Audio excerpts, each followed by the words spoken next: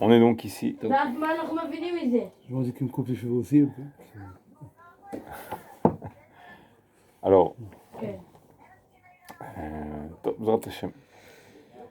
יהיה גם רפואה שלמה לאיתן בן מרים, בתוך כלל עולם ישראל. Alors, on est deuxième chapitre du Talmud Dvorah, Ramak. Ashnia. C'est-à-dire, c'était quoi de quoi ça parle? Qu'est-ce qu'on a fait la semaine dernière? Rishona, ok? Rishona, oui. מידת הכתר, ראשונה מידת הכתר, כל את הכל הענווה. שנייה, מחשבתו תדמה אל מחשבת הכתר. Sa pensée, elle va se joindre, c'est-à-dire se faire ressembler à מחשבת הכתר, la pensée du כתר, d'accord. כמו שאותה חוכמה לא תפסוק תמיד לחשוב מחשבות טובות, והרע לא ייכנס בה, מפני שהיא רחמים גמורים, ואין שם דין ולא שום קושי כלל. On a appris déjà ça ou pas? אבל בדו. Vas-y,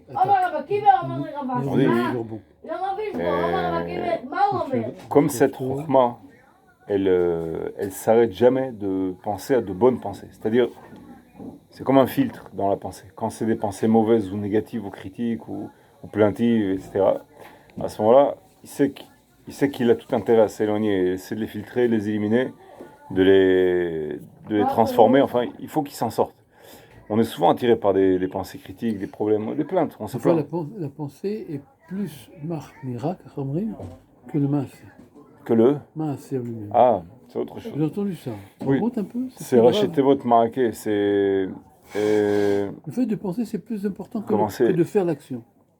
C'est quoi ça? Marshava. Tu penses à Kasha.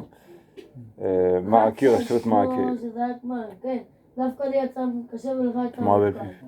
C'est racheter votre marqué. Kashim.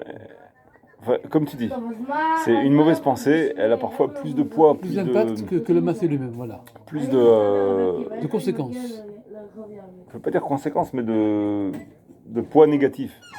Ah oui. D'estimation négative, si tu veux. Tu comprends? Même si l'acte, il a des conséquences négatives. Mais dans le sens de la valeur négative, qu'est-ce qui se passe? Il a une mauvaise pensée. C'est dur de pouvoir gérer ça. Des fois en plein immédiat, tu as une pensée bidon qui t'arrive. Non, attention, il faut séparer entre... C'est ça, il faut d'abord... Il y a ce qu'on appelle le... On n'est pas des anges. L'ange, il a été créé avec un seul penchant. Le penchant du bien ou du mal, du penchant du bien, enfin selon si c'est un ange, Khabala ou un bon ange. Il a une mission, il n'a qu'un seul penchant, tu comprends? Il ne peut pas penser à autre chose? Il peut très très légèrement, mais c'est pas du tout c'est exceptionnel. Qui sont descendus, voilà, justement, c'est pour ça que je dis ça. Parce qu'il y a des exceptions. Mais c'est vraiment une exception qui confirme la règle. La règle, elle est qu'il a un seul penchant. Tu comprends? Tandis que l'homme, c'est pas une exception, au contraire.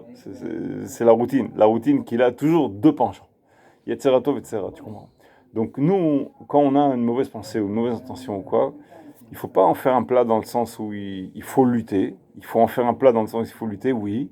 Mais il ne faut pas en faire un plat dans le sens où oh, qu'est-ce qui se passe? J'ai eu une mauvaise pensée et c'est pire que l'acte et tout. Oui, parce qu'à ce moment-là, ça devient ce qu'il appelle le Rav Arush, il dit c'est Redifat Atzmit. Redifat Atzmit, ça veut dire il se poursuit lui-même avec un couteau, si tu veux. Il se poursuit après. Alors, le Yetzera, lui, il est content, lui. Parce qu'au lieu qu'il travaille, au lieu qu'il te poursuive, c'est toi-même qui te poursuit. Il fait son travail aussi. Voilà. Donc il faut lutter contre la mauvaise pensée, mais il ne faut pas la mélanger avec soi-même. Ce n'est pas une partie de l'entité de la personne. C'est le Yetzirah qui nous suggère. On a une autosuggestion. Tout d'un coup, on a une pensée, Dieu préserve, il pense, celui-là, c'est un comme si, ou celle-là, Dieu préserve, il a des pensées très mauvaises sur le penchant, etc. Toutes sortes d'appétits, toutes sortes de trucs comme ça, où il veut voler, il veut truc, il veut machin, il veut prendre la place de quelqu'un d'autre, pourquoi lui et pas moi, jalousie. Je vais lui faire un petit coup, non, c'est pas beau ce que je suis en train de penser, tu comprends? Non, alors arrête de penser, tu comprends? Il se parle avec lui-même comme monologue, tu comprends? Dialogue, mais à l'intérieur de lui-même. En fait, il lutte avec son etc. Mais qui sait l'origine de cette mauvaise pensée, c'est pas lui, c'est le etc. C'est-à-dire, c'est l'ange, si tu veux, qui accompagne, qui est en train de le pousser, il le pousse, il le perturbe vraiment, il le pousse réellement. C'est une poussée qui est entre guillemets concrète à l'intérieur de la pensée, tu comprends? Mais ça n'est qu'une poussée. Si tu veux, entre guillemets, je pousse quelqu'un, alors le quelqu'un, il est poussé, il est au passif, entre guillemets. Il faut qu'il lutte, parce que s'il lutte pas, il pourra pas dire c'est pas de ma faute, c'est la faute du Yetzirah, c'est la faute du me pencher. Il pourra pas dire ça. Il fallait qu'il lutte, tu comprends? Donc C'est dangereux de se tromper dans ce genre d'explication. Il faut comprendre, d'un côté, c'est pas nous-mêmes. Mais d'un autre côté, c'est nous-mêmes dans le sens où si je suis mal influencé, chas v'shalom, l'acte que je vais perpétrer ou la pensée que je vais avoir, ça va être considéré comme moi. Pourquoi? Parce que j'ai pas lutté. Mais l'autosuggestion, l'initiative, si tu veux, l'étincelle première qui vient, ça, entre guillemets, on n'y peut presque rien. On peut, au fil du temps, à long terme, on travaille sur soi, on essaie de se purifier. Mais dans l'immédiat, dans le court terme, on peut rien.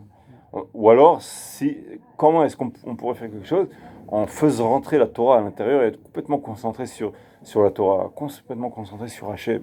Okay. Mais ça aussi, c'est du travail d'infrastructure. On n'est pas comme ça d'une seconde à l'autre, tout d'un coup, tac, tu appuies sur un bouton, je pense qu'à Hachem. Je pense que la Torah, ça ne se passe pas comme ça. Okay. Il faut des intérêts, il faut sentir quelque chose qui m'intéresse. Donc ça se construit. Alors, il y a une mauvaise pensée qui vient. Il faut choisir son milieu. Je suis dans un bon milieu, entre guillemets, collège, shiva, famille. Tu ne peux pas avoir de mauvaises pensées. Non. Oui. Ça aide, ça aussi. Oui, mais même par exemple, si ça aide, à quelque chose. Je dis, par exemple, je donne un exemple. On est occupé à étudier ça. Je pense à rien d'autre que ça pour l'instant. Oui, mais si on est dans une communauté, par exemple, et qu'il n'y a pas de règles de... Vas-y, on rigole après. Comment ça?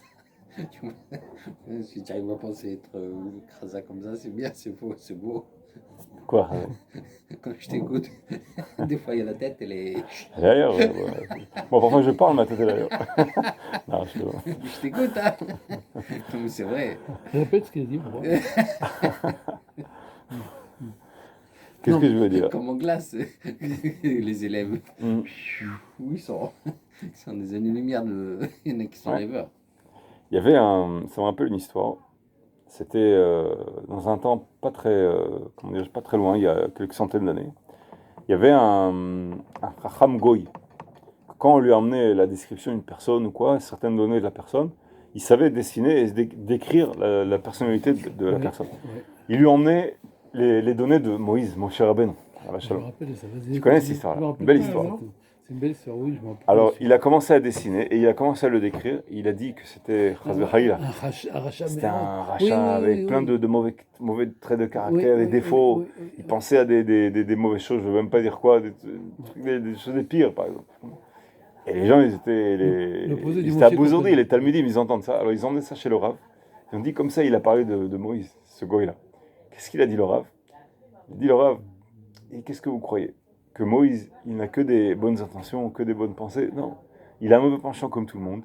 Et plus que ça, il a confirmé que, justement, la grandeur de Moshe Rabbeinu, c'était d'avoir eu tous ces défauts, entre guillemets, dans le potentiel, mais d'avoir lutté et de les avoir anéantis, c'est-à-dire de les avoir complètement annihilés, écrasés et rendus ininfluents, si tu veux.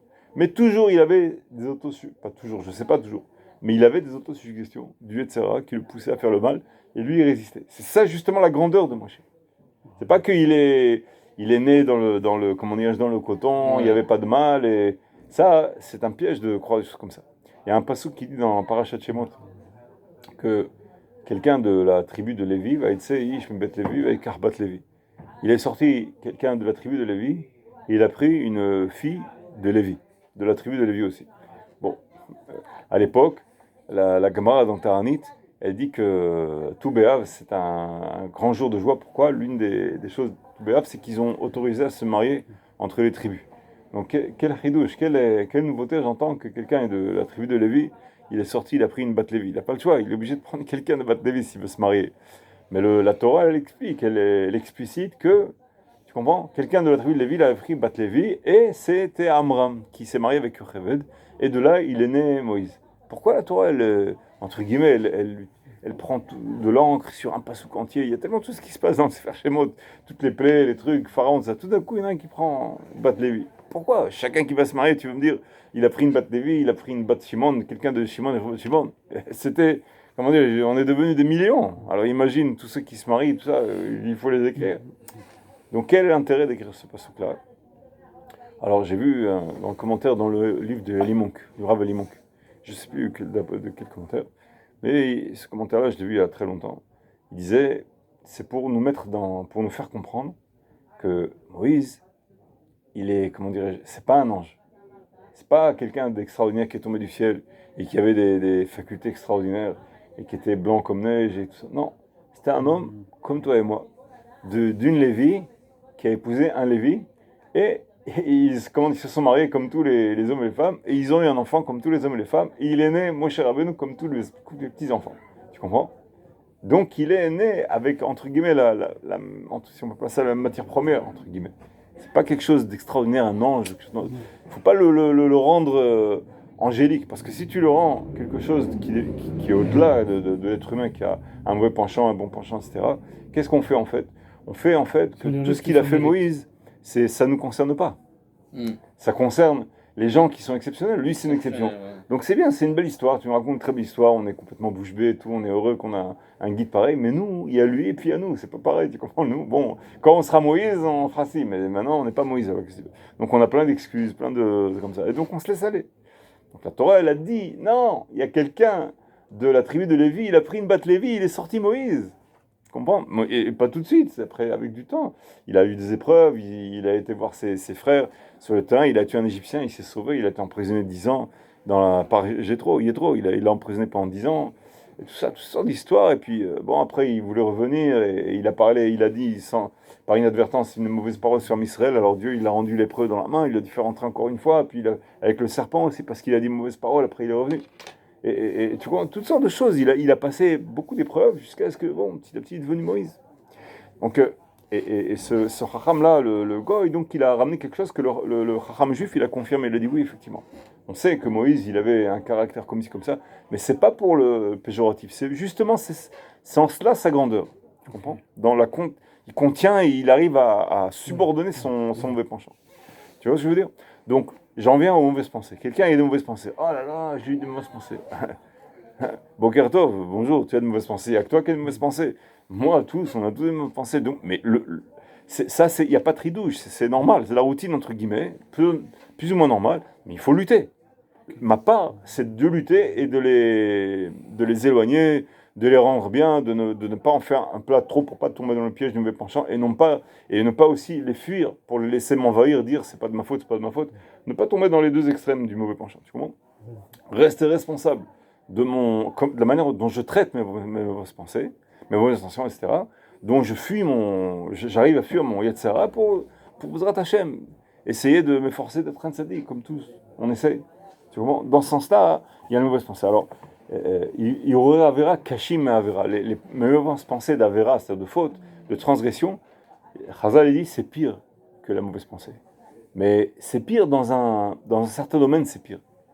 C'est-à-dire, ça veut dire que quelqu'un qui fait un mauvais acte, mais entre guillemets, sans trop y penser, sans faire exprès, tu comprends? Il s'impurifie. Quelqu'un qui a de mauvaises pensées, il s'impurifie plus à l'intérieur, dans les mauvaises pensées. Le Rabbi Chaim Ben Volodjin, dans l'affaire Chaim, il dit que quelqu'un qui pense à une transgression bestiale, comme ça, tu vois, et il dit que Hachem, la Torah, elle dit Shachanti betocham, c'est-à-dire V'asul migdash, vous me ferez un migdash, un holocauste, un temple intérieur, V'shachanti betocham. Et moi, enfin, Hachem, il dit, lui, il résidera dans ce temple-là. Ce temple qui est chacun d'entre nous, tu comprends? Alors, quelqu'un, comment dire, la personne, si tu veux, la personne, le corps, les bras, les membres, la tête, le cerveau, la pensée, c'est comme un temple. Et dans le temple aussi, tu as les murs extérieurs, et plus tu rentres, plus il y a des endroits où il n'y a que les Kohanim qui rentrent. Après, tu as que le Kohen Gadol qui rentre où? Dans le Saint des Saints, le Kodesh HaKodashim. Alors, le Rabbi Chaim Volodjin, il dit que quand quelqu'un il a une mauvaise pensée bestiale de faute, c'est comme si il faisait rentrer, Dieu préserve, une femme pas très propre dans le Saint des Saints. Et il fait ce qu'il fait avec elle dans le Saint des Saints. Pourquoi? Parce que le Saint des Saints, c'est la pensée. Tu comprends? Donc quelqu'un, il fait rentrer. C'est-à-dire, c'est pas que l'autosuggestion. C'est que lui, il baigne dedans. Il alimente ça. Il alimente ça, il réfléchit, tiens, qu'est-ce que c'est bien, qu'est-ce que c'est pas bien, tu vois, il le pèse le pour et le contre, et il a un peu de jouissance aussi, un peu de comme ça. Après, il dit, on verra ce qu'on en fera, tu vois. Entre-temps, il est dedans. C'est pas qu'il y a eu l'autosuggestion et ça s'arrête là. Il lutte. Bon, s'il lutte tant bien que mal, tant qu'il lutte, au contraire, c'est, entre guillemets, c'est en son honneur. Parce qu'il a une vie plus difficile, il a une épreuve plus difficile à surmonter, d'accord? Il y a des gens, ils ont ce phénomène-là plus ou moins fort. Il y a des gens que tout le temps, ils ont des mauvaises pensées, et c'est très dur pour eux. Il y a des gens, non, plus facilement, ils se déconnectent de leurs mauvaises pensées et ils peuvent continuer. Chacun a son épreuve, elle est située ailleurs. Celui qui a toujours des mauvaises pensées, son épreuve, elle est, entre guillemets, terre à terre, elle est dure. Même Tout les le temps. enfants. Ça dépend des enfants. Tu as comme Essa, par exemple, Jusqu'à 13 ans, il était clean. Hein. Kili, mais il a que le mauvais penchant. Jusqu'à 13 ans, il a que le mauvais penchant. La peta hatatrovetz, quand l'enfant est né, il rentre le mauvais penchant. Et à l'âge de 13 ans, le garçon, et 12 ans, la fille, juste seulement à cet âge-là, le bon penchant, il rentre. Donc, tiens, dans mon quartier, juste à côté de la maison, il y a quelques jours, il y a 3 petits chatons innomés. Eh ben, on a trouvé un petit chaton égorgé. On a compris que c'est le problème des enfants qui font ça. Les enfants, ils jouent dans la rue de ça, ils les égorgent. Bon. Ah bon? Ouais, si c'était quelqu'un Je sais pas ça. Ouais, bon, parce que les enfants, on sait que souvent les enfants, pas Ouais. tous, Les mais enfants, ils doivent s'amuser souvent, comme ça. souvent les enfants, ils sont cruels avec les animaux, on le sait ça. Alors bon, maintenant si c'est quelqu'un d'âgé, d'adulte qui fait ça, je te dis, mais c'est pas normal, tu comprends? Une personne adulte, elle égorge un petit chaton comme ça, pas normal, tu comprends? Mais un enfant qui fait ça, c'est pas bien. Mais bon, c'est un enfant. Comment c'est un enfant? T'es sûr c'est un enfant? Je suis pas certain, mais bon, Oh, si, enfin, oh, les femmes du quartier, tout ça, ils ont vu les enfants errer, tout ça, ils jouaient avec ok. et puis tout d'un coup, le chat, on l'a retrouvé égorgé. Donc, Ouais. ils ont compris que très probablement c'est ça. Enfin, peu importe. Ce que je veux dire, c'est que l'enfant, lui, il a que le mauvais penchant, jusqu'au jour de la bar mitzvah. Quand il a la bar mitzvah, le bon penchant, il rentre, un peu en retard, entre guillemets. Ça, c'est Hachem qui l'a voulu. En retard, c'est-à-dire qu'il a un petit peu un train de retard, donc il faut. La ville, elle est déjà conquise. Il faut qu'il conquiert une ville qui est déjà conquise. C'est plus difficile. D'accord? Le Zohar de Vayeshev, dans le Chokeh Israël, je crois, à 179, il ramène ce passage-là. Il explique justement l'avantage du mauvais penchant sur le bon penchant. Qu'il a une avance de 13 ans ou de 12 ans pour les filles. Ah, Et ce qui fait que quand on entend la voix du bon penchant, on a plus de mal à être convaincu parce que c'est comme un juge qui entend le premier parti avant d'entendre la deuxième partie. Il faut qu'il entende les deux simultanément ou l'un à côté de l'autre. Mais pas aujourd'hui il entend l'une des parties et quelques jours après ou le lendemain la deuxième partie. Il aura un préjugé. Tu vois. Et donc le préjugé automatique qu'on a, c'est par rapport au mauvais penchant, puisque pendant 12 ans ou 13 ans, il est chez nous, il nous a parlé jusqu'à ce que le mauvais penchant est rentré. ouais, Donc l'enfant, il a que le mauvais penchant. Sûrement moins fort, parce qu'il n'a que le mauvais penchant. Donc, mais il y a un déséquilibre. Il n'a pas de bon penchant, d'accord? Maintenant, le Baal Shem Tov, il dit que la personne, il dit quelque chose de très intéressant. On développe, hein, comme on l'a dit. Il dit quelque chose de très intéressant. Et ça, il faut s'en rappeler souvent. C'est que la force de la pensée, elle est telle que la personne, elle se trouve là où sa pensée, elle se trouve. Si une personne, elle pense à des choses saintes, des mitzvot, ou des bontés, des choses, même si elle s'efforce, même si elle a des autosuggestions du mauvais penchant, mais elle lutte en alimentant par des bonnes pensées, tu comprends? Là où sa pensée active, si tu veux, elle se trouve, c'est là que la personne, elle se trouve, l'âme, elle se trouve vraiment. Spirituellement, mais elle s'y trouve, l'âme, tu comprends? C'est pas la chair qui s'y trouve, mais l'âme, elle se trouve dans un bon endroit, un mauvais endroit, plus ou moins. D'accord?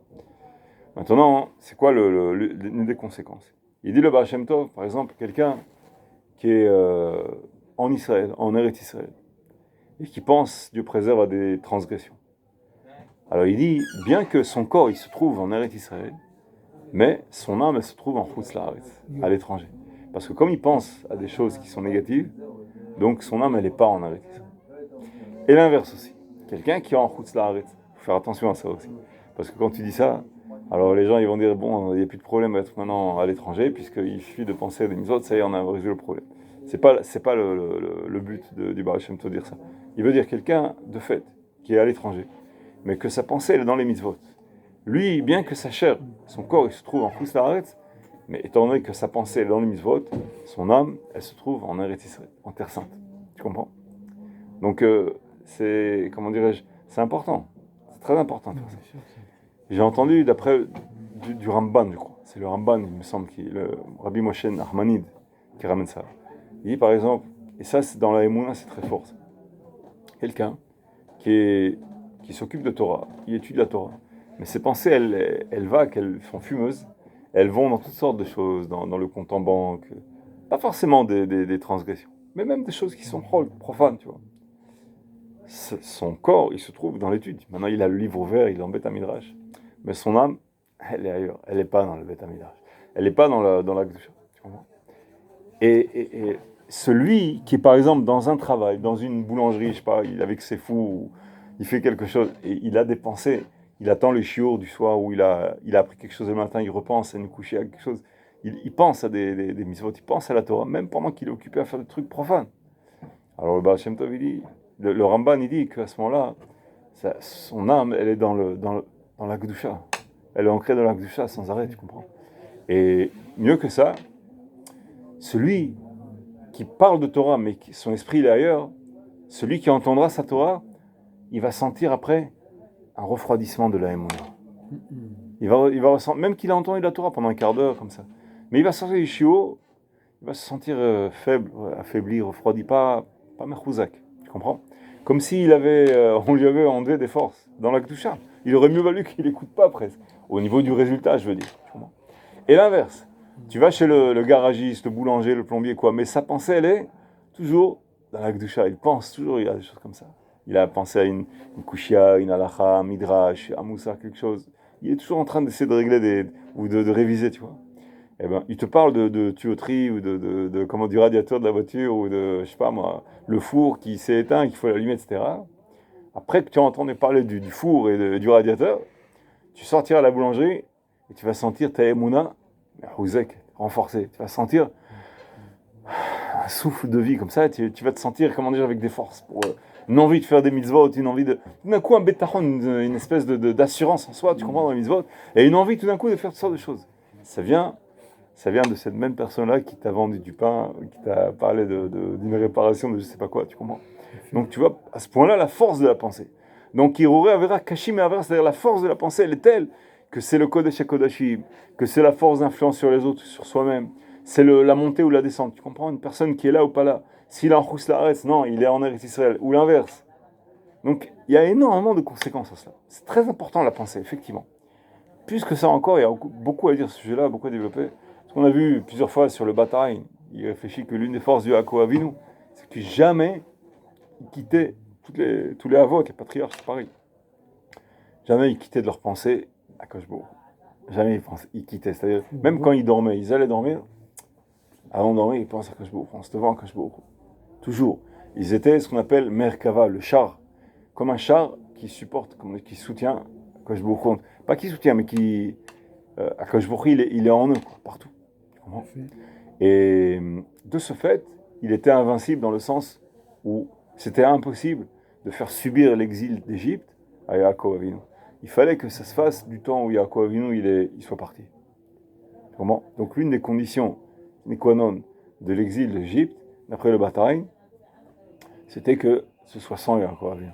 Parce que Yaakov Avinu, c'est un écran magnétique impossible. Aucune emprise sur lui, l'exil. L'exil ne peut pas avoir d'emprise sur lui. Oui. Donc l'une des conséquences, elle est terrible. À ce moment-là, le bataille, il dit aussi autre chose. Il dit quelque chose de vraiment noir, terrible. Il dit, quelqu'un qui décide, admettons qu'il y arrive, parce que c'est très difficile, de penser de façon quasi continue à Akash Baruch Hu, il sait qu'automatiquement, vu qu'il va devenir très proche d'Akash Baruch Hu, automatiquement, il verra pas mal de miracles autour de lui. Pas mal de petites choses qui sont pas très, très naturelles. Des choses s'arrangent un petit peu différemment de chez les autres. Il a une autre gestion des choses qui va se produire sur lui. Et il le met en garde, le bataille. Il dit qu'il ne fasse pas ce mouvement de pensée, de se coller à Akash Baruch Hu pour arriver au miracle. Il dit, c'est pas bien. C'est pas les Shem Shammai. Tu comprends? Parce qu'automatiquement, il y aura des miracles. Attention, on ne fait pas ça pour les miracles. Il dit ça. C'est tellement automatique qu'il avertit. Tu comprends? Donc, à ce point-là, la pensée, elle est forte. Elle est très, très forte. Beaucoup de choses, il dit Chazal. Il dit, par exemple, quelqu'un qui a peur. Dans le Emouna Betaran, on parle de ça. Quelqu'un qui a une crainte. Alors, on apprend ça dans le Kohen HaMashiach, celui qui avertit ceux qui partent à la guerre sainte, la guerre mitzvah. Et à Rach HaLevav, celui qui a peur et qui a le cœur un peu fragile, alors il lui dit, bon, rentre à la maison. Même qu'il n'a pas de fiancé, qu'il n'a pas consommé, même qu'il n'a pas de maison, qu'il n'a pas encore habité, etc. Bon, toi, allez, rentre. Pourquoi? Pour que ça ne se contamine pas sur les autres. Chazal, il dit, c'est parce qu'il a une faute. Il a par exemple, même une petite faute, qu'il a parlé entre les tefilines du bras et entre les tefilines de la tête. Il a parlé entre les deux. Déjà, c'est une faute qu'à cause de ça, il part pas à la guerre. Et où je voulais en arriver, que le fait qu'il y ait une mauvaise pensée, ça le rend, entre guillemets, qu'il devient, comment dire, on peut le vaincre. Fragile. Ça le fragilise. Et le fait qu'il a une crainte, c'est le cercle vicieux inverse. D'abord, la faute, elle fait qu'il a la peur. Mais de sens inverse aussi. Quelqu'un qui a la peur, qui a un manque de bétachon, et qui a un manque d'assurance en Hachem Yitbarach, il manque de confiance en Hachem, et il a une crainte sur qu'est-ce qui va se passer demain, qu'est-ce que je vais manger demain, comment je vais me débrouiller, etc. Ah, ça s'appelle Merea Mazal. Il fait baisser son mazal, entre guillemets, il fait en sorte qu'il aura une influence négative. Il va affaiblir la force de ce qui va se passer, sa force. Il va rendre, entre guillemets, plus possible le fait qu'il soit vulnérable. On apprend dans Chovat HaLevavot, celui qui n'est pas boter Hachem, qui n'a pas assez confiance en Hachem, alors il a automatiquement confiance en d'autres forces, des forces plus ou moins négatives, ou même positives. Automatiquement, qu'est-ce qu'il fait Hachem? Si tu n'as pas confiance exclusivement en Hachem, Hachem il retire de sa surveillance divine, de sur toi, de sur nous directement, et il l'a fait passer, il l'a rendu en direct, il l'a fait passer sur le même objet en lequel on a confiance. Que ce soit un riche, ou alors quelqu'un de dangereux, on a peur, on en craint. Automatiquement, si on a une crainte qui est trop forte, à ce moment-là, Hachem il dit, bon, tu n'as pas assez confiance en moi, tu as plus confiance en sa force négative à lui. Et donc, il nous met, il lui donne une force d'influence sur notre destin. Donc, la peur, elle n'est pas tellement bonne en soi. Il faut lutter aussi contre la peur, il faut essayer de l'enlever. Par le bétachon, pas avec des lavages de cerveau. Il faut comprendre, il faut les bonhommes, il faut réfléchir, se recueillir. Qui c'est qui domine? C'est Hachem qui fait tout. D'où il reçoit sa force, cet homme dangereux-là? De Hachem, il reçoit sa force. Il ne peut pas avoir il peut pas doubler Hachem Yitbarach, tu comprends? Dans ce sens-là, tu vois que tout tourne autour de la pensée. La pensée, en fait, elle oriente, elle gère, elle influence, elle nous guide, elle nous prend, elle nous emmène même, elle guide notre destin, elle influence notre destin. La pensée, c'est terrible, c'est très fort. Dans le bon sens aussi. Celui qui a des pensées positives, à ce moment-là, Tarshov Tov Yetov, celui qui pense positif, effectivement, ça influence en bien. Mais la pensée vient du vécu aussi. Elle vient du vécu, c'est vrai. Même ça, il faut lutter contre ça. Ça vient aussi de l'environnement. C'est vrai. Mais s'il arrive à l'énapette, s'il arrive à broyer ce genre de préjugés, il va s'endurcir lui aussi. Il va s'endurcir, il va en profiter. Ça va être de la matière première pour lui. Ça va être une bonne base pour commencer à travailler. Oui, c'est vrai. Il y a ce qu'on appelle comment dirais-je, une des forces. Rav Israël Abergé les ramène qu'il y a 70 forces. 70 forces de la nef, de l'âme. L'une des forces, effectivement, c'est ça. C'est la personne, elle est, comment dire, elle est influencée par son bagage, par son expérience. Alors s'il a eu de mauvaises expériences, il va toujours avoir tendance à avoir peur. Mais même contre ça, il faut essayer de lutter. Et pourquoi? Parce que même s'il s'est passé de mauvaises choses, et alors, qui te dit que automatiquement, c'est parce qu'il s'est passé de mauvaises choses que automatiquement c'est ce qui va se repasser? Qui c'est qui dirige? C'est la routine et la statistique qui dirige, ou bien c'est Hachem? Ayad Hachem Tiktsar, la main d'Hachem, elle n'est pas assez longue. Aïpelem Hachem d'abord. Est-ce que il y a quelque chose qui est trop miraculeux pour Hachem pour le réaliser? Donc, Azma Babekar. Pendant 20 ans, 30 ans, alors allez-nous 40 ans, là, que des mauvaises choses. Il a un bétaron assez fort. Il change de mazal, il change de destin. Pourquoi? Parce qu'il boter Hachem. Hachem, il le prend, il le prend, il l'arrache de son destin, il est meilleur, c'est tout. C'est aussi simple que ça. Bon, entre guillemets, aussi simple que ça. Ça dépend de son bétaron, beaucoup, de son bétaron, beaucoup. Énormément de son bétaron. Tu comprends? Il y a des exemples. On trouve exemple dans Ta'anit. Abel Hazar ben Pedat. Il était pauvre, toute sa vie, il était pauvre. Toute sa vie. Et à un moment donné, il a fait à Kazaddam. Kazaddam, comment on appelle ça en français? Un nom compliqué. Il y a un nom spécial compliqué. On lui enlève, oui, on le saigne, mais il y a un nom spécial qui désigne cette pratique médicale. On enlève presque tout le sang, on le laisse juste le sang minimum. Et le sang, il se régénère après. Il se régénère, mais purifié, nettoyé.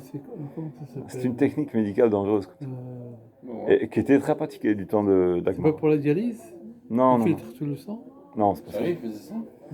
Ouais, non, j'ai lu le nom, mais c'est un nom compliqué. J'ai aucune chance de m'en rappeler. Mon français, il est un petit peu en voie de disparition. Et qu'est-ce que je veux dire? Et donc, oui, il a fait ce saignement-là pour sa santé. Mais après, il faut manger parce que le sang, le corps est vide de sang. Et il est rentré chez lui, il a trouvé que de l'ail. Il a mangé de l'ail. Et c'était tellement piquant qu'il s'est évanoui. Et Chachamim, ils sont venus lui rendre visite. Et ils ont vu qu'en fait, c'était comme une mort clinique. En fait. Il était plus de ce monde. Et pendant qu'ils étaient à côté de lui, tout d'un coup, il le voit tout d'un coup en train d'avoir une larme à l'œil. Donc il est vivant. Bon, ensuite, il sourit. Ensuite, il voit une étincelle qui sort de son front. Vous connaissez ça, cette Gemara Ta'ana? Alors, j'ai entendu ça une fois. Et ils attendent. Et quand il se réveille, au bout d'un certain temps, il se réveille. Il lui demande après, bon, c'est sûr, il l'aide un peu à se réveiller, il apporte quelque chose à manger, je sais pas quoi. Et après, il lui dit, raconte-nous ce qui s'est passé, on t'a vu pleurer, rire, et ensuite, on a vu une étincelle qui est sortie de ton front. Alors, Rabbi Elazar ben Pedat, il raconte, d'après cette Gemara, elle raconte que son âme, elle est montée au ciel, il a rencontré Hachem Yitbarach. Oh, Hachem Yitbarach, quand il l'a vu, lui, il a posé la question à Hachem Yitbarach. Il lui dit, jusqu'à quand je serai dans une pauvreté pareille? Jusqu'à quand?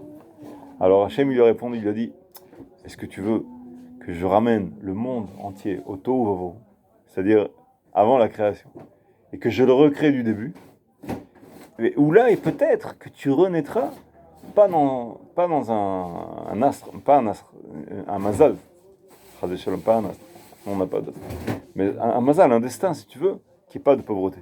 D'après ton dossier personnel, les mérites, enfin tout ce qu'il doit faire, les gilgoulim, ce que le Bedin Shema, le tribunal céleste décide. Et là, tu renaîtras pas sous un destin de pauvreté. Tu veux? Alors il dit, oulala, il réfléchit. Il se dit, ramener le monde entier, Tohu, rien que pour moi, etc. Et il lui répond à Hachem Yitbarach, il lui dit, est-ce qu'il a passé la moitié de sa vie ou pas? Pas encore.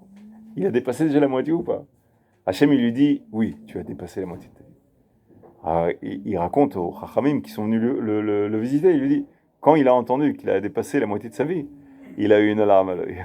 C'est-à-dire, le compte à rebours a commencé, quoi. Il sait quel est le maximum. Tu vois, une alarme à l'œil, une tristesse.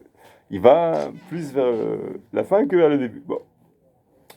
Après, il s'est dit, bon, puisque il a déjà dépassé, c'est pas dommage, la moitié de sa vie déjà d'épreuve, bon, il réfléchit, il a dit, bon, Hachem, puisqu'il a dépassé déjà la moitié de sa vie, il dit, c'est pas la peine.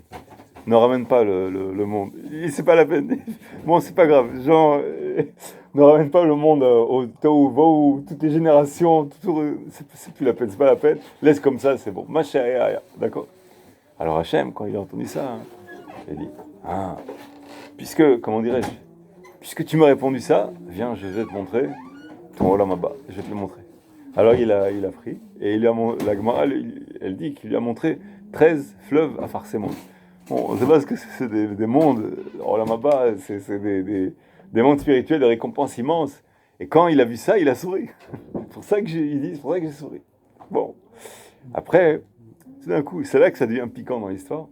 Lui, Rabbi Elazar ben Pedat, il a demandé à Hachem, il a dit, au lieu de dire merci, qu'est-ce qu'on dirait, qu'est-ce que tu dirais toi à la place? C'est magnifique, c'est beau. Il a dit à Hachem Yitbarach, il a dit, c'est tout ce que tu me donnes? C'est tout ce que tu me donnes? Comment c'est ce que tu me donnes? Déjà, il a dit, le Massamazan qu'il y a eu, qu'est-ce que c'est ça?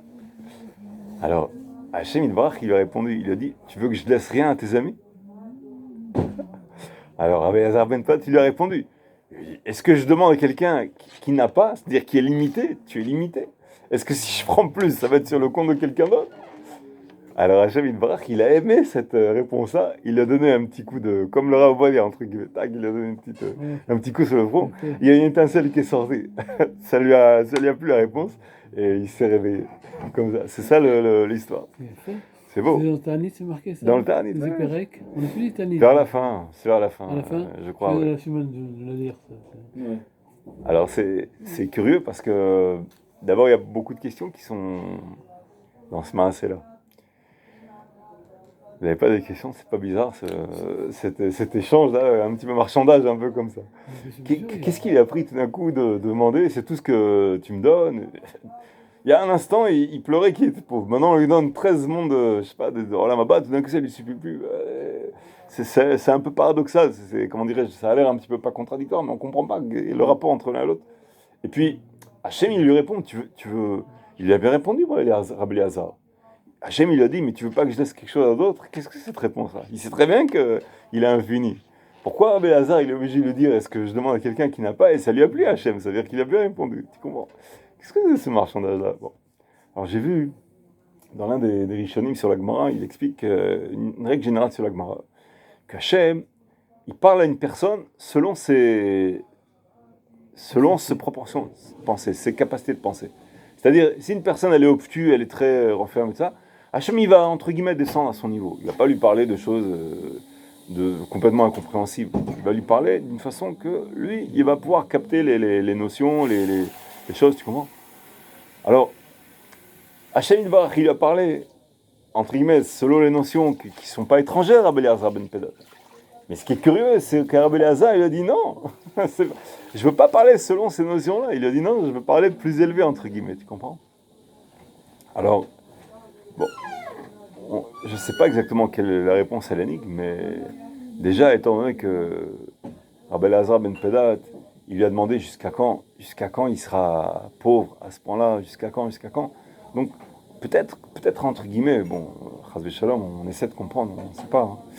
Et peut-être que vu que Rabbi Eliezer ben Pedat, il a posé une question de remise en question, entre guillemets. Alors, c'est comme s'il pose la question, qu'est-ce qui se passe pour moi? Comme s'il ne sait pas que ce que fait Hachem, c'est toujours pour le mieux, tu comprends? Bon, on a le droit de demander une prière que les choses s'améliorent, mais là, il a demandé jusqu'à quand il sera... Bon, peut-être qu'il a juste informativement, il voulait savoir. Alors, peut-être qu'Hachem, quand il a entendu cette question-là, hein, entre guillemets, ça fait descendre le niveau. C'est-à-dire, puisque tu vois le monde d'une façon limitée, dans lequel, bon, tu as toujours été pauvre, et donc si tu fais rien, tu vas toujours continuer à rester pauvre, etc. Entre guillemets, c'est comme si peut-être il s'est limité au niveau de la Emouna. Et là, Hachem, il lui a répondu d'une façon aussi limitée. Bon, tu veux pas que je laisse quelque chose à tes amis, même s'il sait très bien qu'il est illimité, tu comprends? Alors peut-être que là, Abelazar, il s'est repris. Il s'est dit, non, comment dirais-je, je sais très bien que tu es illimité. Et là, Hachem, ça lui a plu, tu comprends? Donc c'est un dialogue qui est assez difficile à comprendre, mais on voit de là qu'Hachem, il nous parle d'une façon dont nous, on est capable de comprendre les notions. Si quelqu'un, il n'arrive pas à capter des choses trop élevées, Hachem, il ne va pas le survolter avec des choses trop abstraites et élevées, etc. C'est même nocif pour une personne, même parfois. Le Rama qui ramène ça. À un certain chapitre, il dit un peu plus loin, on va le voir un peu plus loin, Bezrat Hachem. À ce rythme-là, ça fera dans pas mal de temps, mais enfin. Mais on va le voir, que le Rama qui dit, il faut faire très attention quand on parle à une personne, quand on enseigne à une personne, de ne pas le survolter, on appelle ça. Ne pas lui donner plus que ses kelim, ses outils, son capacité de supporter, ses récipients. Si tu le survoltes, ça peut même faire un dommage. Tu comprends? Ça peut l'embrouiller ou l'effrayer ou alors l'illuminer trop, l'illusionner ou quoi. Ça peut faire quelque chose, un déraillement, tu comprends? Donc, il faut faire attention à ça. Il avertit de ça. Donc, on voit que Hachem Itbarach, il est très à cheval sur ce principe-là. Pourquoi? Pour notre intérêt aussi. D'accord? On parlait, c'est toi qui nous as fait, cette parenthèse importante, la pensée. D'accord? Donc, tu vois que la pensée, elle a des conséquences qui sont très très fortes. Même parfois plus que les actes. Mais les actes, elles mal sautent. Les actes, c'est les actes. Quelque chose. Quand un acte, il a pris forme humaine, c'est-à-dire qu'il est descendu sur Terre, il a donné des conséquences humaines. À ce moment-là, ça signifie qu'il y a quand même une certaine force qui s'est concrétisée en lui, et donc ça vient aussi de la pensée. Tu comprends? Il y a eu trop de mauvaises pensées dans le monde. À ce moment-là, le mauvais acte, il est sorti. Ou l'inverse. Beaucoup de très bonnes pensées, ils ont été pensées par énormément de juifs, Baruch Hashem. Il y a de bonnes choses qui se sont produites. D'un coup, on ne sait pas d'où ça vient. Donc, si tu veux, c'est le moteur, en fait. Et aussi, c'est l'essentiel. Si quelqu'un il fait des actes, par exemple, un Tinok chez Nishpa. Qu'est-ce que c'est Tinok chez Nishpa? Vous savez ce que on appelle ça en hébreu, Tinok chez Nishpa, littéralement, c'est un bébé qui a été pris en captivité. Voilà. Tinok chez Nishpa. Un bébé captif. C'est-à-dire, par exemple, quelqu'un qui n'a pas eu de... Yehoshua ben Nun, par exemple. Yehoshua ben Nun. Midrash, il raconte qu'il travaillait pour Pharaon. Il était égyptien, il ne savait pas qu'il était juif. Il travaillait pour Pharaon. Midrash raconte, effrayant l'horreur. Il a été, comment dirais-je, il a attrapé son propre père pour le punir. Et je crois même d'après ce Midrash, si je ne me trompe pas, qu'il a même exécuté son père. Et il voulait aller vers la mer, ce que comment dirais-je, les coutumes d'antan, quand celui qui a exécuté le père, il peut faire ce qu'il peut avec la mère. Et là, la mère, elle a eu un acte maternel, comme ça. Tout d'un coup, il y a plein de lait qui est sorti, etc. Et Yoshua, il assiste à ça, il dit, qu'est-ce qui se passe? Alors la mère, elle lui dit, tu dois être mon fils. Et là, étant donné qu'il ne connaissait pas ses parents, il a commencé à rechercher. Il a compris qu'il venait d'avoir tué son père. Et de là, il s'est mis à se venger des Égyptiens. Il a commencé à se venger des Égyptiens, il est devenu terrible contre les Égyptiens. Il s'appelle un Tinoch Shinishba. Il ne savait même pas qu'il était juif, il ne savait même pas qu'il était dans Israël. Il y a beaucoup de gens comme ça. Par exemple, du temps de la Shoah, qui ont été pris dans des monastères, dans l'Inquisition, où des gens des 2e, 3e génération, des marins, ils naissent, des enfants, ils ne savent pas qu'ils ont une origine juive. Alors ils ont mangé toutes sortes de choses, du porc, ils ont énormément de choses qui sont des transgressions, mais ils ne savaient même pas qu'ils étaient juifs. Qu'est-ce que tu vas leur faire? Donc tu vois, c'est un acte qui n'a aucune pensée. Oui. Et dans ce cas-là, entre guillemets, c'est relativement facile de réparer ça. Parce que même s'il y a des très mauvaises conséquences, il a mangé du porc, mais il n'y a pas eu d'accompagnement de pensée, d'intention, tu comprends? Vu qu'il n'y a pas de mauvaise intention, il n'y a pas eu d'art, c'est-à-dire de conscience de ce qui se passe, à ce moment-là, c'est très léger, entre guillemets. Bon, les conséquences biologiques de ça, je ne sais pas, il y a des réparations à faire, mais c'est beaucoup moins grave que quelqu'un qui avait l'intention de transgresser. Tu comprends? Et même celui qui transgresse, qui a la conscience qui le tiraille, qui le torture, c'est très important aussi. C'est-à-dire il n'arrive pas à jouir parce qu'il y a sa conscience qui l'empêche, tu comprends? Ça aussi, c'est très important. C'est l'une des raisons pour lesquelles il y a des gens qui sont cruels. J'ai lu ça dans un livre. Il raconte pourquoi il y a des gens qui sont très cruels.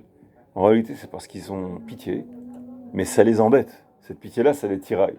Alors, au lieu de faire tchouva, ils décident complètement arracher cette pitié-là. En faisant quoi?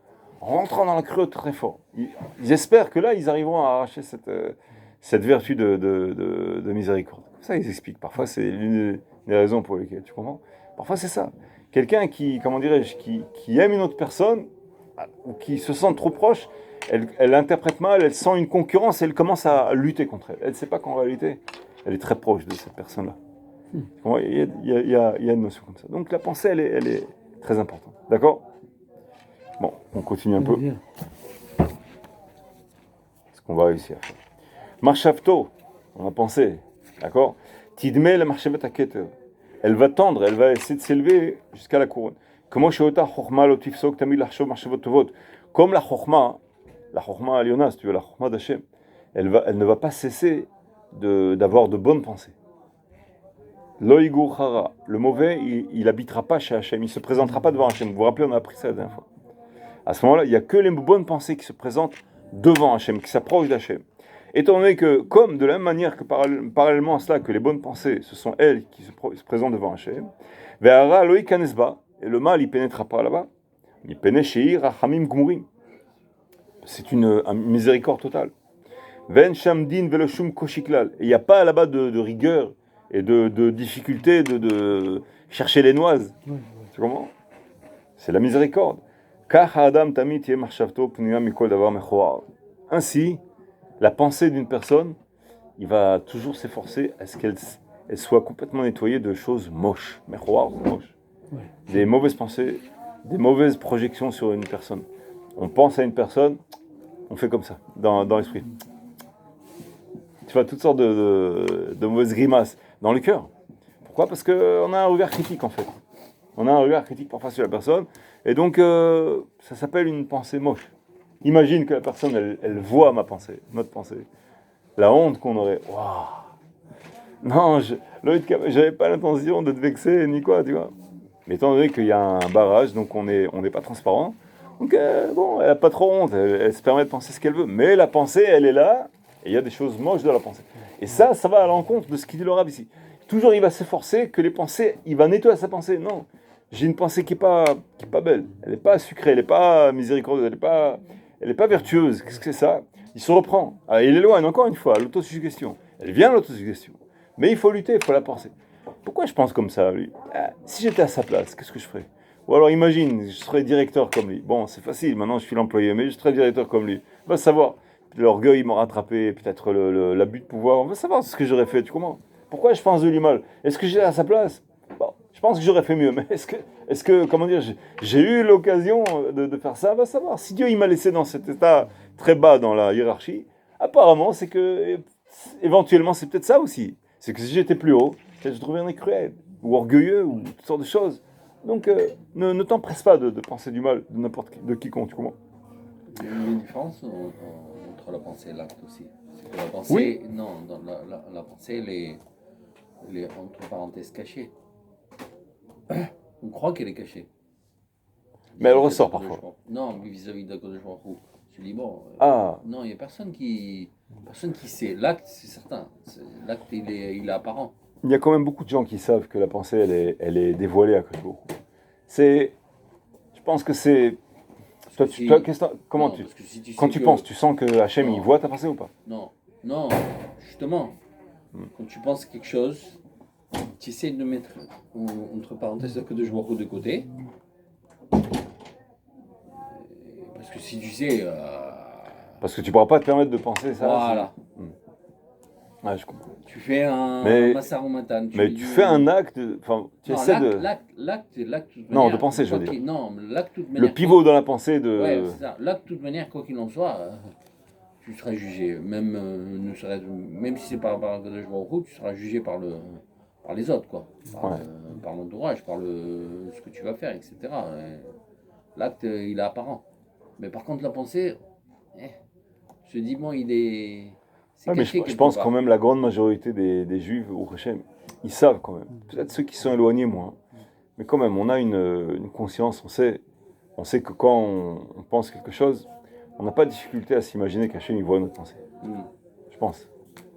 Il y a des gens qui s'imaginent peut-être que ils se cachent dans leur pensée, mais je crois que c'est quand même un niveau relativement bas, relativement bas. La majorité, la grande majorité, les gens savent, ou alors ils essaient, comme tu dis, ils essaient de l'oublier, mais ils savent très bien, on sait très bien qu'Hachem il voit tout, il n'y a aucun problème sur ça. Le problème c'est d'en être conscient, c'est de brancher cette donnée-là sur la pensée tout le temps. De savoir que ma pensée, elle est toujours projetée, elle est en fait vue et tout le temps vue par Hachem Idbar.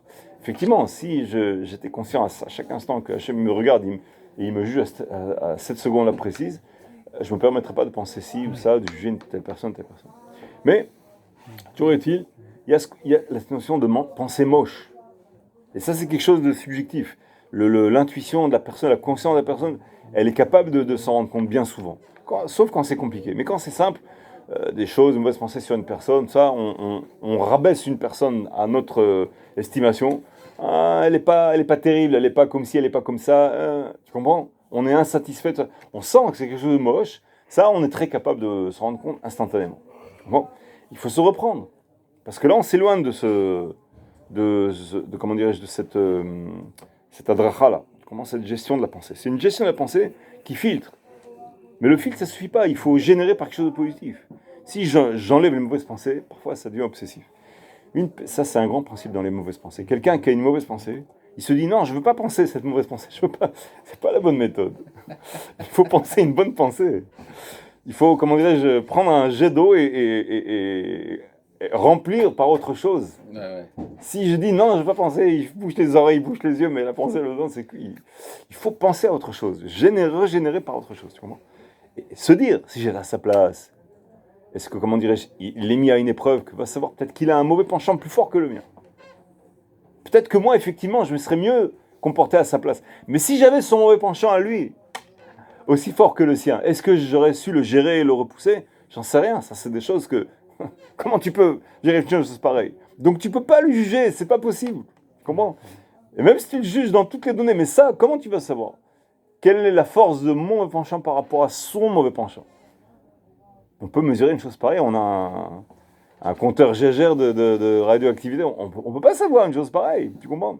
Donc déjà, c'est cuit dès le début. Il ne faut pas juger une personne parce qu'on tombe dans le panneau, on tombe dans le piège automatiquement, c'est une pensée moche, tu comprends?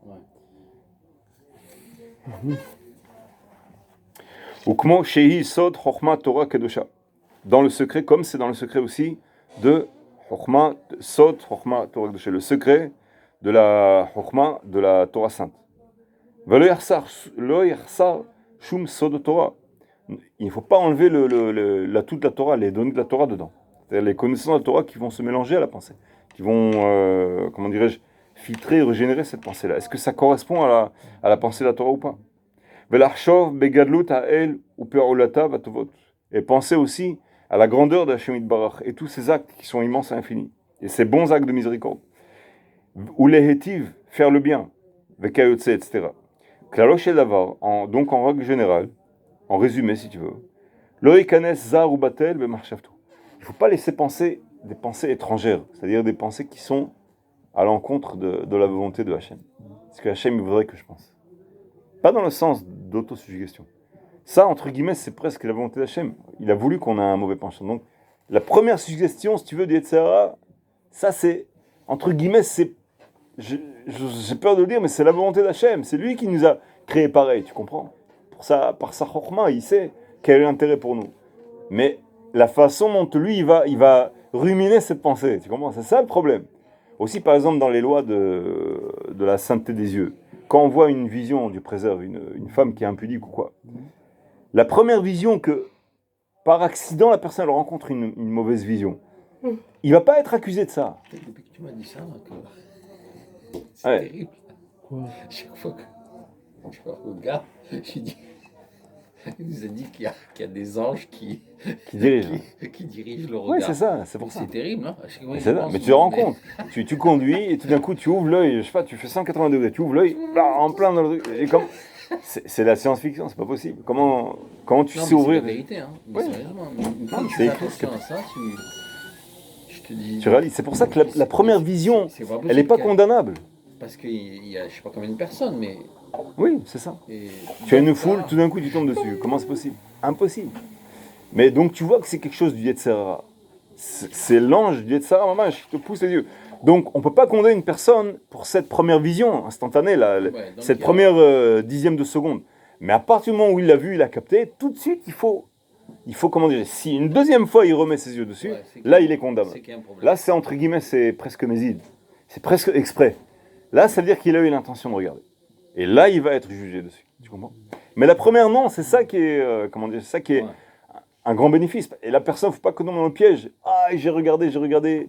Non, la première chose, c'est, comment dire, la première fois, non, c'est pas de ta faute. Mais il faut comment dire, prendre les précautions pour ne pas, et aussi pas rentrer dans des endroits qui sont, où d'avance on sait que ça va se passer. Ça, c'est clair. Tu comprends? Bon, ça fait partie du jeu aussi. Les règles du jeu, je veux dire. Mais donc tout ça, c'est ça. Ils disent, Chazal, il ramène ça à Shomer Emunim. Bin Paul oyevecha al tismah. Quand tu verras ton ennemi chuter, ne sois pas heureux de le voir chuter. Il dit, ça se rapporte à quoi? Une personne qui prend rendez-vous, par exemple, il donne un exemple Shomer Emunim, une personne qui prend rendez-vous avec quelqu'un dans un carrefour. Et là-bas, il y a toutes sortes de gens dans le carrefour. Des gens bien, pas bien, toutes sortes de visions, tu comprends? Alors, il est obligé. Il a pris rendez-vous avec sa mère, par exemple, ou son père. Il faut qu'il y soit, tu comprends? Alors, il dit, à l'intérieur de soi, il ne faut pas qu'il ait cette pensée suivante, que je cite. Chic. Maintenant, il va être dans un plein carrefour, il va avoir des mauvaises visions, il ne sera pas condamnable. Parce que ce n'est pas ta faute. Il attend sa mère, maintenant, sa grand-mère, sa mère, il faut qu'il l'accompagne. Chic alors, tu comprends? Dans le sens, il est content, il n'est pas condamnable. Alors, il sait qu'il va avoir des mauvaises visions, il sera, entre guillemets, exempté. Tac, il est tombé. Ah. Tu vois ce que je veux dire? Et Alzé, il dit, sur ça s'applique le pasouk. Bin Paul, à la chute de ton ennemi, ne sois pas heureux. C'est quoi l'ennemi dans ce cas-là? C'est que justement, entre guillemets, l'ennemi, c'est le bon penchant. Il dit que maintenant, il est chic, il est obligé de respecter sa mère. Alors, il attend là, il essaye, il est content, il a un passeport diplomatique. Il a un alibi. Tu comprends? L'alibi, voilà, c'est ça. Incroyable, ça. Hachem Barach, il est très fort dans ça. Il y a si vous voulez, on va finir avec ça. Une histoire, une parabole, en guise de blague comme ça, qui est une très belle parabole. C'était comment dirais-je, trois malfrats, pas des malfrats, mais des gens, des voyous comme ça. Et ils ont eu un accident, et ils sont montés au ciel, parce qu'ils sont morts. Alors, le premier, il est jugé. Alors, c'est une blague, hein. Enfin, c'est une parabole. Le juge céleste, il le regarde, il regarde le livre de sa vie, il voit. Au début, il sourit, il voit, il était enfant, ça. Tout d'un coup, il voit les mauvaises choses, il voit des grands yeux. Après, il se met en colère comme ça. Il dit, bon, il faut qu'il prenne conseil. il se conseille avec les autres, il revient, tac, l'enfer. Bon, il envoie en enfer. Pareil pour le deuxième. Le deuxième aussi, pareil, il regarde le livre de sa vie, il regarde au début, c'est beau, il est enfant. Puis d'un coup, il commence à faire des bêtises, il voit tout ce qu'il fait, tac, les coups de voyou, les 400 coups, tac. Il prend conseil avec les autres juges, l'enfer. Troisième, même scénario. Il regarde, il est content, etc. Il fait les grands yeux, il est en colère, il prend conseil, et il dit l'enfer. Et le troisième, il dit, mais monsieur le juge, je ne savais pas lire. Je ne savais pas lire. Je ne savais même pas lire. Comment voulez-vous que je me débrouille? C'est vrai, vous avez raison, mais qu'est-ce que je pouvais faire? Même pas lire, comment je pouvais même pas gagner ma vie, rien du tout. Le juge, il dit, ah, j'avais pas pensé. Bon, c'est vrai, remarque, s'il savait pas lire et que tout ça, il a fait, effectivement. Bon, je reprends conseil. Il prend conseil et il revient et il dit, tu sais quoi, étant donné que tu nous as bien collé là, nous as mis une bonne colle, bon, tu vas pas pouvoir choisir entre le paradis et l'enfer. Est-ce que tu choisis? Alors bon, il est peut-être voyou, mais il n'est pas idiot quand même. Tu comprends? Il choisit le paradis. Il est content. Il va au paradis. Au bout d'un certain... on lui dit, mais comme tu dois pouvoir choisir entre les deux, on va te donner un passeport diplomatique. Tu vas pouvoir rentrer en enfer et en ressortir. Alors il dit, bon d'accord, bon, enfin, aller faire une visite là-bas, c'est pas toujours, comment dirais-je, la visite touristique la plus conseillée. Tu comprends? Bon, il reste au paradis. Mais au paradis, il n'a plus ses copains. Au bout de 2 semaines, 3 semaines, bon, c'est bien beau, ça, 2, 3 mois. Après, il commence à s'ennuyer, il dit, les potes, les copains, tout ça, bon, il languit. Où ils sont ses copains? Ils sont en enfer. Il dit, il a un passeport diplomatique. Il va aller voir il va aller visiter l'enfer. Avec le passeport diplomatique, il va chercher ses copains pour passer un moment, tu comprends? Et là, il se dit, bon, d'accord. Alors, il appelle l'ange, il dit, voilà, il voudrait voir l'enfer, le visiter. Ah oui, c'est vrai, tu as le droit. Bon, alors l'ange, il prépare des scaphandres anti-radioactifs, ce que tu veux voir. Même lui, il en vend. Il ouvre des écoutilles en bas, en sous-sol, ce que tu veux, les radiations, les chaleurs, et les cris. Ah, il rentre dedans, l'enfer, enfin vraiment l'enfer. Et il voit des membres partout arrachés, déchirés, des cris, enfin bon, l'enfer, quoi. Et il cherche ses amis. À un moment donné, au bout d'un certain temps, il arrive à retrouver l'un des amis, une oreille par-ci, un truc par-là, bon. Il a compris qu'il n'y a pas de bon moment à passer, il n'y a rien, quoi. Bon, allez, viens, on rentre au paradis. Il prend son passeport diplomatique, et à la sortie, il y a un garde, un bon garde, qu'on est bien dodu, là, comme ça. Il dit, non, on passe pas, tu peux pas passer. Il dit, il a un passeport diplomatique. Alors l'autre, il dit, qu'est-ce que c'est ça? Et il dit, voilà, c'est un passeport diplomatique, il a le droit d'aller en enfer au paradis pour visiter. Bon, fais voir. Il prend le passeport, il le tient à l'envers. Il dit, ah mais je sais pas lire moi.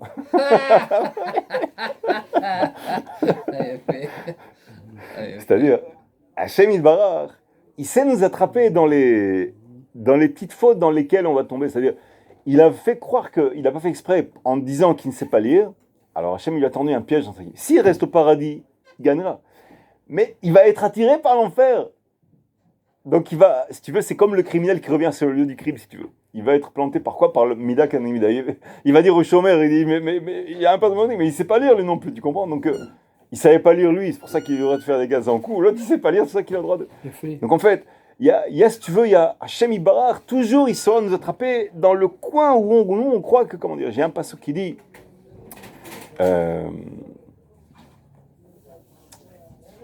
où est-ce que je vais me cacher? Où est-ce que je vais me cacher de toi? Je vais me cacher à Marachem, comme Dieu il a dit. C'est-à-dire, entre guillemets, si on traduisait ça, ce serait, comment dirais-je, Hachem il nous dit, est-ce que tu veux m'apprendre à faire la grimace? C'est moi qui t'ai donné la chorma de faire toutes ces combines, toutes ces méandres de pensée, de me cacher dans la pensée, de faire croire, tu comprends, d'être sur le carrefour pour attendre ta mère, et en fait, tu es content que tu vas passer un bon petit moment, comment dirais-je, c'est comme si on n'avait pas parlé d'une fois. Imagine qu'un jour, il y a une grève, on nous dit, dans le ciel, il y a une grève, aujourd'hui, il n'y a plus de... Pendant 24 heures, il n'y a pas de punition sur les mauvais actes. Comment elle va se comporter, la personne? Comment? Est-ce qu'elle va être, elle va dire, chic, tu comprends? Alors là, si elle dit chic, elle en profite, c'est ça. À la chute de ton ennemi, ne sois pas heureux. L'ennemi, c'est quoi? C'est le bon penchant pour lui, c'est l'ennemi. Il est content, tu comprends? Donc là, il se met du côté du mauvais penchant, en fait. Il réalise, en fait, qu'il appartient à l'autre côté, sauf qu'il a peur de la punition. Tu comprends? À ce moment-là, Hachem, il nous attend en tournant. Il sait que, comment dirais-je, il y a des tournants où on va fatalement tomber dans notre propre piège à nous. Tu comprends? C'est toutes sortes de choses. Il y a une belle histoire encore qui ramène que Hachem, en fait, il joue avec nos destins vraiment de la manière à laquelle nous aussi on influence nos destins. Il y avait 3 jeunes, une très belle histoire sur le Betaron, Emouna Betaron. 3 jeunes qui avaient appris sur Emouna Betaron, très jeunes de Bachou et Shiva, mais coquins, Shovavim comme ça. Et ils ont décidé, puisque Hachem il peut nous envoyer à manger n'importe où, n'importe quand, et que ça tombe du ciel, on va acheter quelques sandwichs, on va aller sur la plage, et on va attendre que ça se termine. Et quand ça se terminera, tu connais l'histoire. Tu connais toi aussi. Bon, alors Vas-y, je me rappelle plus. Moi. Donc ils se mettent sur la plage, et effectivement, au bout de quelques heures, déjà le lendemain matin, il n'y a plus rien depuis longtemps. Et bon, maintenant, il faut que ça tombe. Il y en a 2 qui étaient plus malins que le troisième. Ils se font des clins d'œil comme ça, très discrètement. Et ils se parlent derrière, pendant que l'autre, je sais pas, il regarde les vagues ou quoi. Il dit, viens, on va au village. On va acheter à manger. Et on va revenir, on va dire que ça nous tombait du ciel. Tu vas voir comment on va rigoler là. Ils vont au village, ils disent, on va faire un petit tour. Ils reviennent une demi-heure après, avec des petits paniers, des légumes, des fruits, quoi. Et puis il dit, regarde ce qu'on a trouvé, comme ça, ils sont contents, ils se moquent de lui. Et l'autre, il regarde ça, impossible, incroyable, il est heureux, comment dirais-je, tout heureux comme ça. Mais ça leur fait de la peine quand même, tu vois, mais c'est trop rigolo, ils ne peuvent pas s'en empêcher. Bon, après, ils se sont quittés, chacun il a grandi, ils se sont mariés. 20 ans après, l'un des 2, qui était le plus malin, il a réalisé le vrai scénario. Qu'est-ce qui s'est passé? Ce qui s'est passé, c'est comme ça. Il raconte ça à quelqu'un. Il dit pendant 20 ans, c'est vrai qu'on s'en est voulu un peu, mais on était jeunes, on voulait rire, on voulait se moquer. Bon, souvent les jeunes, ils font comme ça. Quand même la conscience, moi, elle m'a tiraillé elle m'a un peu torturé pendant 21 d'années, mais enfin, c'était tellement drôle que je n'ai pas pu m'en empêcher. Mais aujourd'hui, j'ai compris le vrai scénario. Qu'est-ce qui s'est passé en réalité? En réalité, nous, on n'avait pas assez de bétachon en Hachem. On n'avait pas assez confiance. Quand on n'avait plus à manger, on s'est dit, bon, maintenant, d'où ça va tomber du ciel? Point d'exclamation, point. C'est-à-dire, comment dire, est-ce que vraiment ça va du ciel? Bien sûr que non. Ça, c'est nous qu'on dit ça, tu comprends, dans la pensée. Mais lui, non, lui, il avait confiance. Qu'est-ce qu'il a fait, Hachem? Il nous a mis dans la tête à nous de se moquer de lui pour qu'on aille acheter à manger, pour lui apporter à manger à lui. À lui. C'est nous, on était les envoyés d'Hachem, à notre insu. Tout en chutant dans notre manque de confiance, on a été les pions d'Hachem pour servir celui qui avait vraiment de la Emouna. Oui. Et donc pour lui, on s'est moqué de lui, mais en réalité c'est Hachem qui s'est moqué de nous, et lui vraiment, lui il était le héros de l'histoire. Béhémet, vraiment, Hachem il a envoyé de la nourriture du ciel par notre intermédiaire à nous. Tu comprends? Pourquoi Habetaron? Dans le sens, tu vois, Hachem il arrive à agencer chacun selon sa faiblesse et sa force. Comme ça, c'est une chorma infinie. Il sait comment faire que n'importe quelle personne, selon sa pensée, selon sa grandeur d'âme, ou plus petite ou plus grande, Hachem il va lui faire entrer dans son bon tiroir qui lui correspond à lui exactement. Tu comprends? Donc on ne pourra pas se cacher d'Hachem dans nos pensées où on croit que nous, on a du charme, on a du... comment dire, on a de l'humour, ça va passer... Dans le jugement céleste, on va leur dire ça et bon, on va leur faire comprendre les circonstances atténuantes, entre guillemets, tu comprends, des clins d'œil. Mais Hachem, lui, il a créé cette rochma-là qui nous fait qu'on a ce charme, on a cet humour ou quoi. C'est Hachem qui l'a créé. Tu vas lui apprendre à faire la rigama, tu vas lui apprendre, lui donner une leçon, ça vient de lui, cette rochma-là. Tu comprends? Donc c'est pas possible. Même par le compte, par la logique pure, c'est pas possible. Donc on doit être en fait, comprendre qu'on on ne peut pas se cacher d'Hachem Yitbarach, en pensée, même au plus profond de soi-même. Bien pire que ça, ou mieux que ça, Hachem il sait beaucoup plus, infiniment plus sur nous-mêmes que ce que nous on sait sur nous-mêmes. Il sait d'où on vient, qu'est-ce qu'on a fait dans les réincarnations antérieures, tout ce qu'on sait, les pensées qu'on a oubliées soi-même. On a eu des pensées, des bonnes pensées, des mauvaises pensées, et il va nous le rappeler, et nous-mêmes on les a oubliées. Tu comprends? Donc il sait énormément plus sur nous-mêmes que ce que nous on sait sur soi-même. Tu veux lui cacher quelque chose d'Hachem? Pas possible. Tu comprends? Donc dans ce sens-là, c'est pour ça que avoir confiance en Hachem, c'est le mieux en fait. Parce que en soi-même, on ne peut pas avoir confiance, on oublie. On se soudoie soi-même. Mais il n'y a que Hachem qui est nickel, qui est neutre complètement. Tu comprends? Donc il n'y a pas d'autre solution en fait. Il faut avoir confiance en Hachem Yitbarach. Comment? Bon, on est arrivé ici. Béné, chez Ifrid, Rabbi Yossé. On finira le deuxième ici. Klaus Shedavar, bon, on finit juste la phrase. Comme chez Davar le Kenezar au Batel Marchavto, il ne laissera pas de pensée étrangère rentrer en lui. Comme on a décrit, Bin Paul Verhatismar, ne sois pas heureux quand l'ennemi tombe, etc. Ouais. Ne sois pas du côté comme les corbeaux, qui cherchent la chute des autres, tu comprends? Parfois on voit quelqu'un qui a dévoilé un défaut, parfois ça peut nous réjouir. Tu comprends? Et parfois quand on entend des bonnes nouvelles sur une personne, on lui dit « Ah, Mazal Tov !» Parfois à l'intérieur, dans le cœur, on n'est pas très heureux. Tu comprends? Et ça, c'est des manques de Emouna. C'est un manque terrible de Emouna, ça. Parce qu'on aurait voulu que ce qui s'est passé à lui se passe pour nous. Ou l'inverse. Par exemple, il lui arrive quelque chose de mal. Ah, bien fait pour toi. On a de la vengeance. C'est-à-dire qu'en fait, nous, si on avait pu le faire, on sait que c'est honteux. Mais si on avait pu le faire, on l'aurait fait. Donc on a une mauvaise pensée. Dans ce sens-là, la pensée. Sur le Sur le moment, coup, oui. c'est tout. Donc il faut essayer de se faire de la morale à soi-même à ce moment-là. À ce moment-là, il faut comprendre. Là, je dois me faire de la morale. J'ai pas de la Emouna. Sa place, c'est sa place à lui. Ce que lui, il a mérité en bien, c'est Behemet Magialo. De la même manière que je suis heureux de ce qui lui arrive à lui, Hachem Yitbarach, il sera heureux pour moi aussi, tu comprends. Il y a aussi quelque chose. Bien dire, le prochain cours, on en parlera. Il y a un très gros bénéfice à penser bien aux autres et une très grosse perte à penser négatif sur les autres. Aussi, c'est au niveau de l'échange des mérites et des fautes aussi. Ça, Bichlal, vraiment, c'est un sujet en soi. Il faudrait que je m'en touche pas. La prochaine. Shabbat Shalom Mevorach. Chazak à toi. Chazak au Baruch. Tu vas bien?